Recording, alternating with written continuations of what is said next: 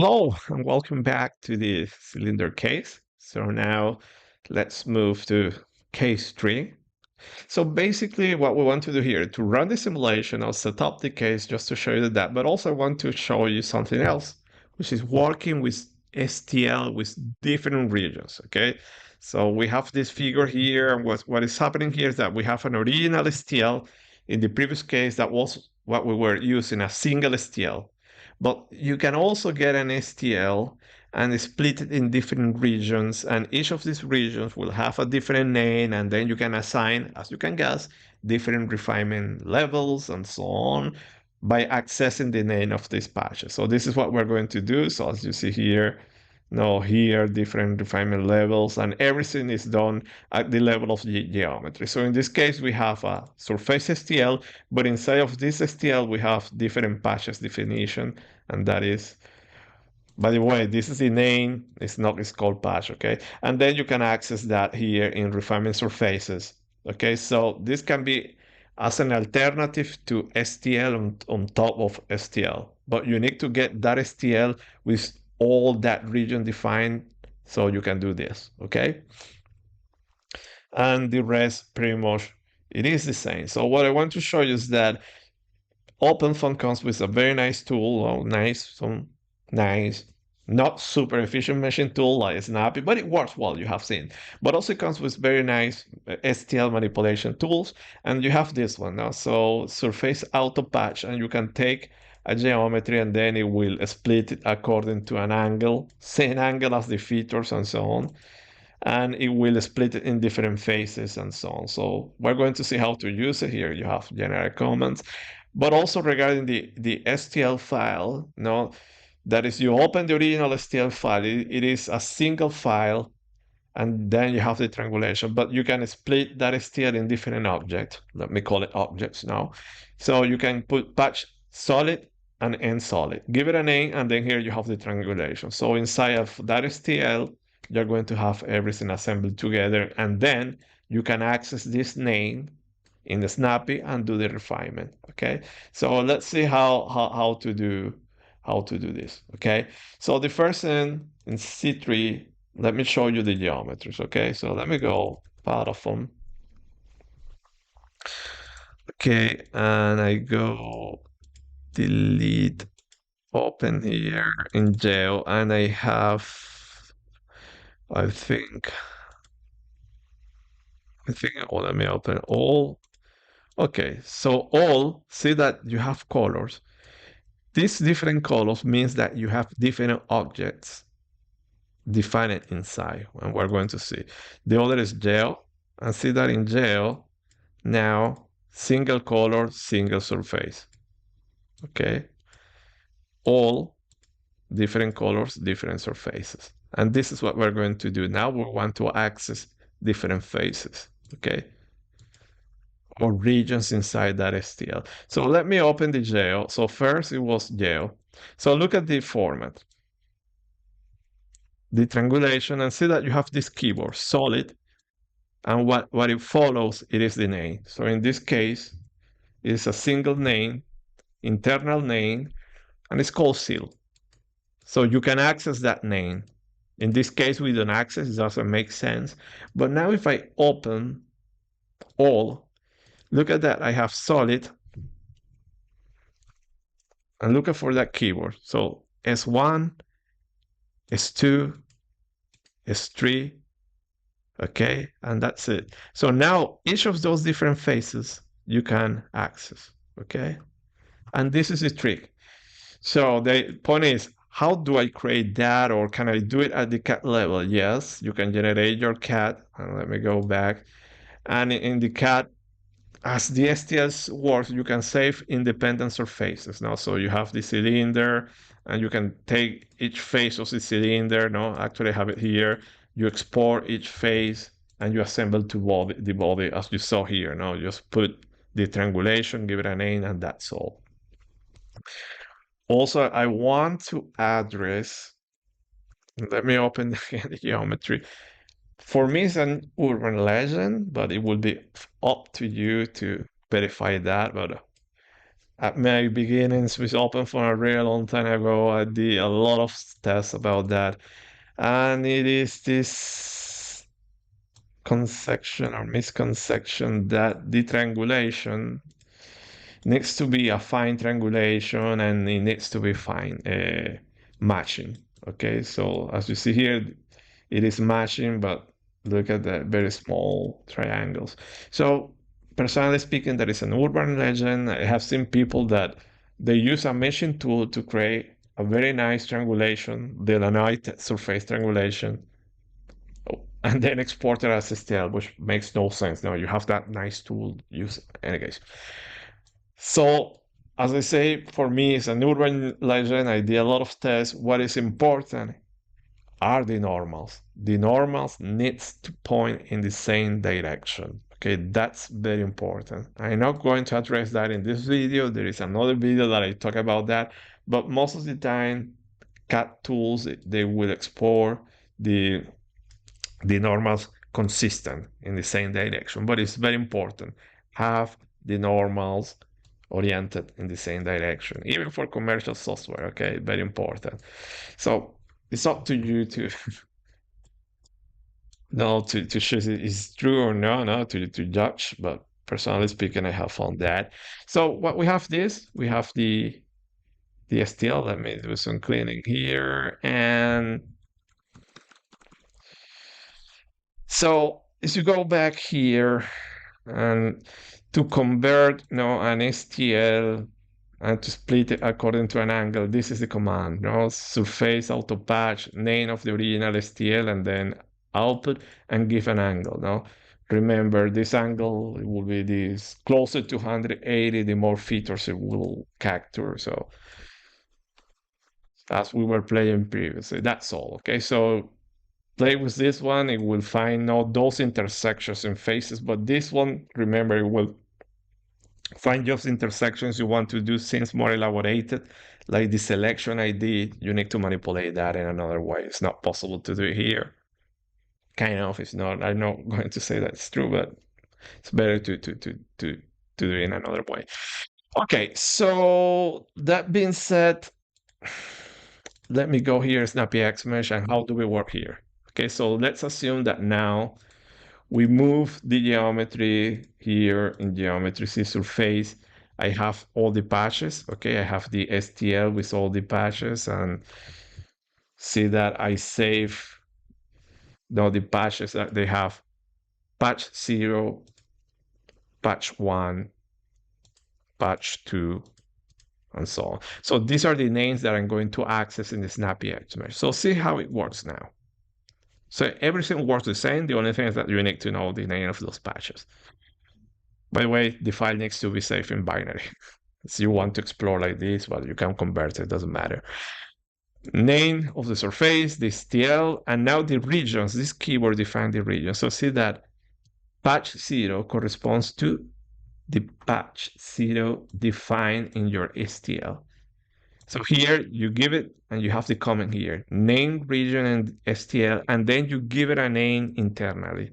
So this is the name inside snappyHexMesh. So this is might be a little bit confusing. And my advice: use the same name. It makes no sense now. So actually, I put the comment there. I don't know. I like to overcomplicate things. Maybe I don't know, but use the same names. Patch 0, patch 0.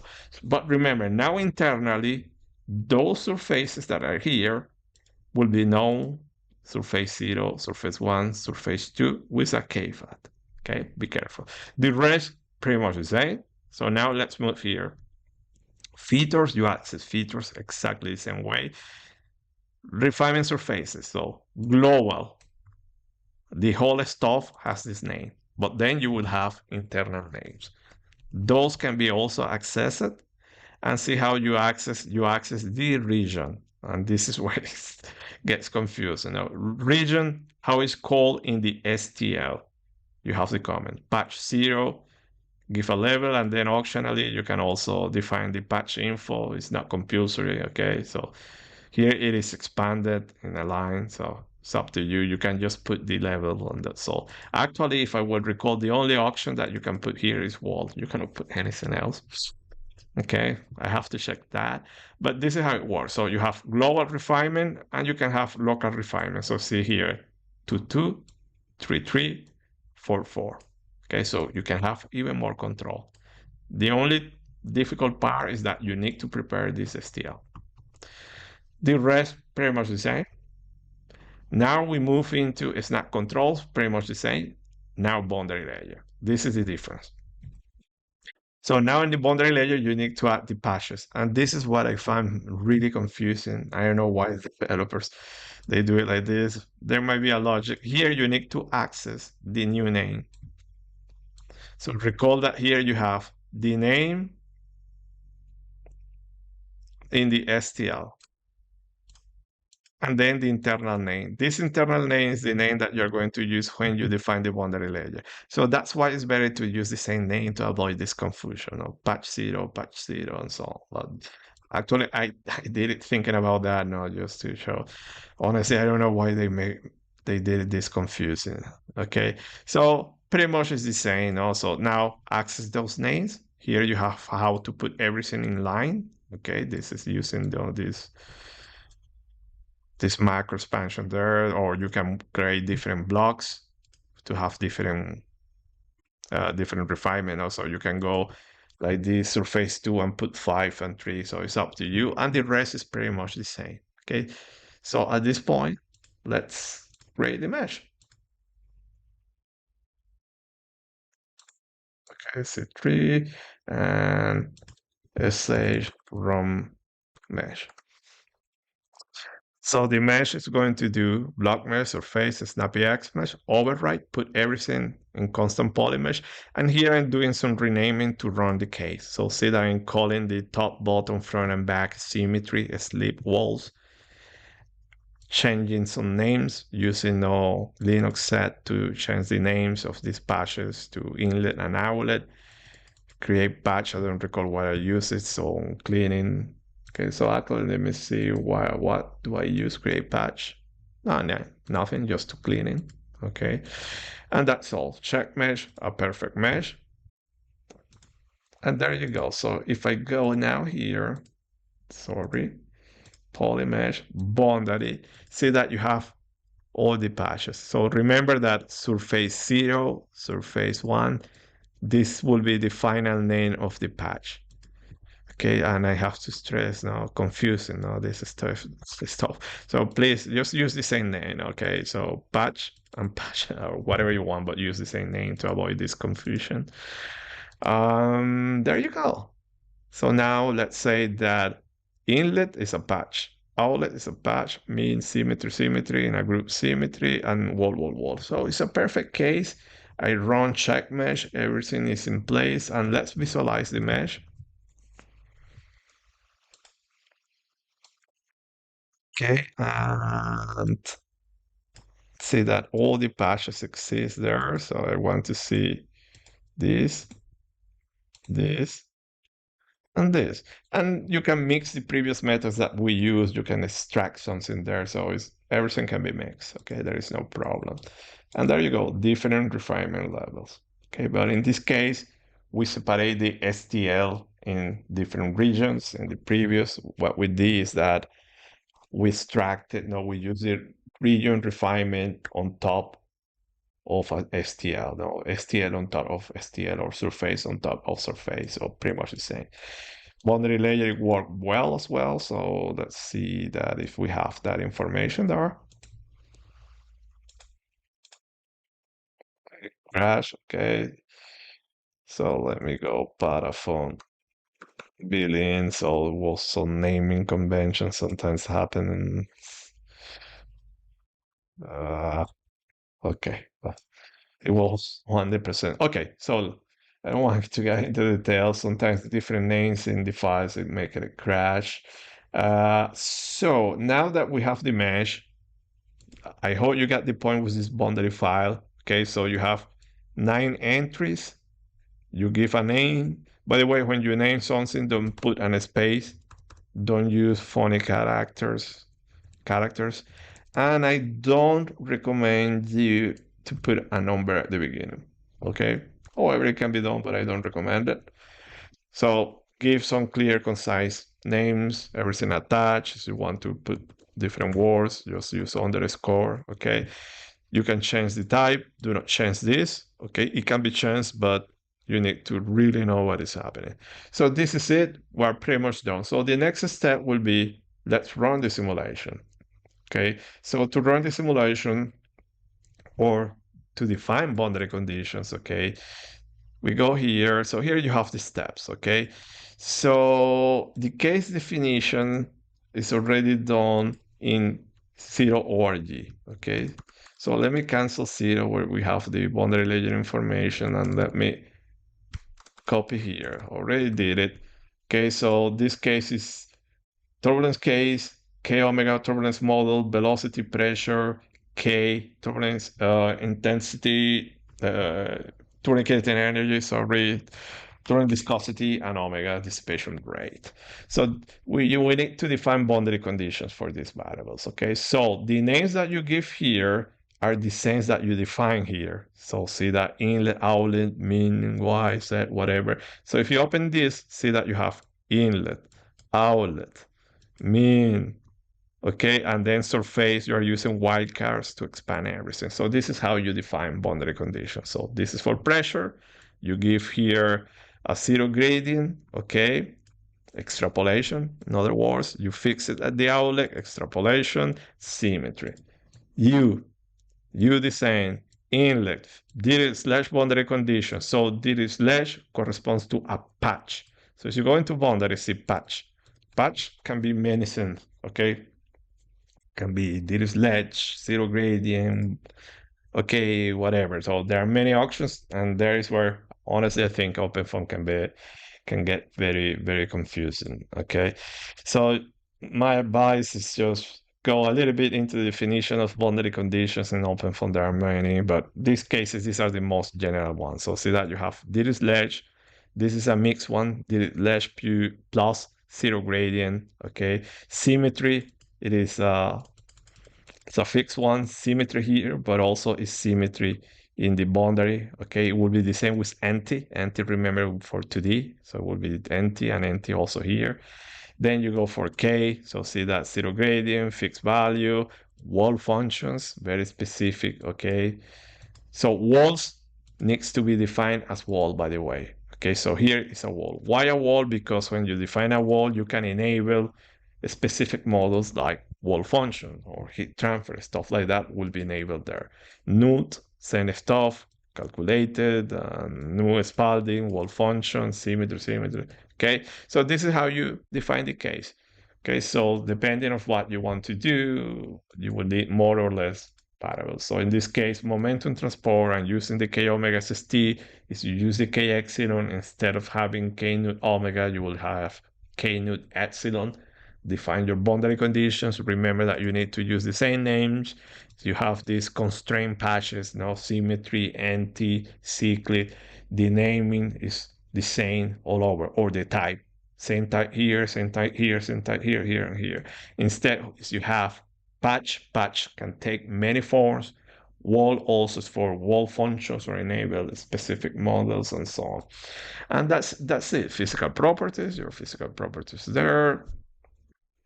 Then system control did, nothing new here. I'm going to run steady. So define, in this case, now all the options, function object. For me, this is not a fingerprint of mine, now that I always like to print minimum and maximum values for the quantities, forces, print the y plus value, a lot of statistics must flow in, out, and so on. Then SB skins. Okay, I have my numerics. This is a very good mesh, so I don't need to use fancy stuff. And FB solution is linear solvers and some iterative options now here and on the relaxation. So this is how you set up a case. Hope it was clear. Again, to stress the tricky part are boundary conditions. Now for that, probably we're going to do more cases. We're going to talk more about that. I'm going to show you some other slides now where we have go more into details and that showing different combinations. No, do another case, different combinations, because it's the confusing part. But this setup that you have here, C3, you can take it as a template for external aerodynamics in compressible flows. Okay, then if you are doing compressible, probably you need to add different wall functions, different options. You need to use also you need to add the T field and so on. So here also to remind you that OpenFOAM 12 use modular solver, so defining this specific library, and off you go. So now we can run the solver. Okay, so to run this case and to show you run solver will be bam bam bam bam bam phone run. Okay, here's is a run solver. And there you have the options. So at this point, clean case running, all your forces, the naming conventions, the white plots, computing quantities, mass flows, and residuals, tolerances, and so on. Okay, so let's wait for this case to end to do the final post-processing. And at this point, I think you get the idea.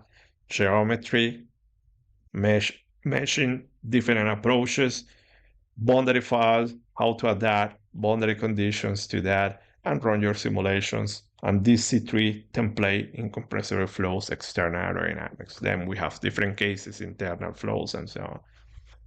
Okay, so here, paraffin, apply. Okay, and here let me put a cut plane there. Bum, bum, bum, bum, bum, bum, bum.